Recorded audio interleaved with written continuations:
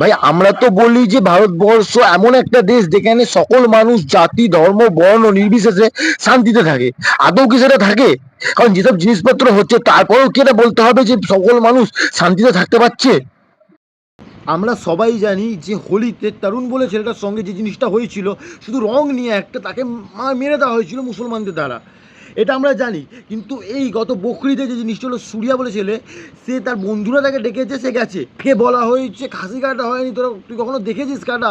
ও বলেছে দেখিনি। খাসি কাটার নাম করে তাকে কেটে দিয়েছে, তাকে তার বন্ধুরা ওরমভাবে কুপিয়ে মেরেছে। তোমরা নিউজ যারা দেখো তারা জানো, যারা জানো তাদের জন্য এই ভিডিওটা আমি দেখছি গত 2-3 দিন ধরে। ভাই তাহলে কি মানুষের মধ্যে হিউম্যানিটি বা মনুষ্যত্ববোধ কিচ্ছু নেই? এখানে প্রশ্ন আসছে ভাই, যে ভারতবর্ষে কি তাহলে কোনো হিন্দুরা সেফ নয়? আর দ্বিতীয় প্রশ্ন আসছে যে মুসলমানরা কি সত্যি এরকম, মানে কোনো মুসলমানদের ওপরে কোনো হিন্দু বন্ধুরা এবার থেকে ভরসা করতে পারবে না তাহলে? যদিও লাস্ট একটা ভিডিও দেখলাম যে যোগী আদিত্যনাথের পুলিশ যে ছেলেগুলো মেরেছে তাদের মধ্যে একজনকে ধরতে গেছিলো, সে আবার কভার ফায়ারিং করেছিল নিজেকে বাঁচানোর জন্য পুলিশের ওপরে, তো তাকে এনকাউন্টারে মারা হয়েছে।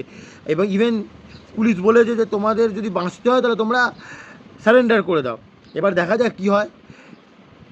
কথাটা হচ্ছে এখানে এটাই, যে মানুষকে আদৌ সেফ আছে এখানে?